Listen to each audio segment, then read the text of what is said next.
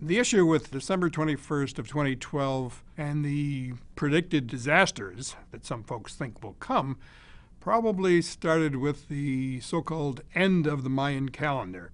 Their calendar does not end on December 21st, 2012. It's just the end of a cycle and the beginning of a new one.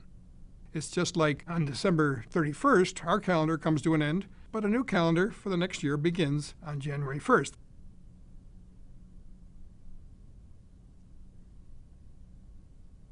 Nibiru is supposed to be a planet that's 4 times the size of the Earth. It's going to get very close to the Earth and cause all kinds of disasters. So this enormous planet is supposed to be coming toward Earth. But if it were, we would have seen it long ago. And if it were invisible somehow, we would have seen the effects of this planet on the neighboring planets.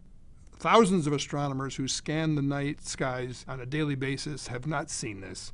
And then there's folks who think that NASA astronomers are actually hiding this information so as to prevent panic from the populace.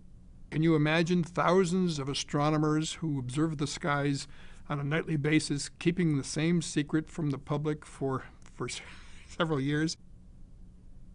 Some folks think there's going to be a solar storm associated with December 21st of 2012. Now, solar storms do exist. The sun's activity goes through a cycle. It reaches a maximum every 11 years. The next solar maximum, when you might expect enhanced solar activity, will take place actually in May of 2013. It's supposed to be a fairly mild solar activity maximum, and there's no evidence that there's going to be any solar storms. And then we have planetary alignments.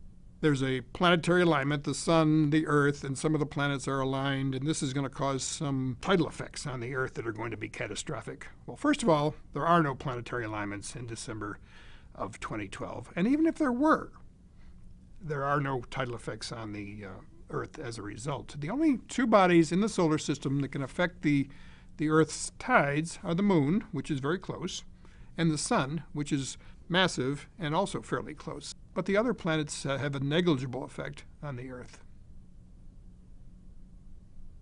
One of the myths for December 21st, 2012 is that the Earth's axes are going to somehow shift. The rotation axis can't shift because of the orbit of the Moon around the Earth stabilizes it and doesn't allow it to shift.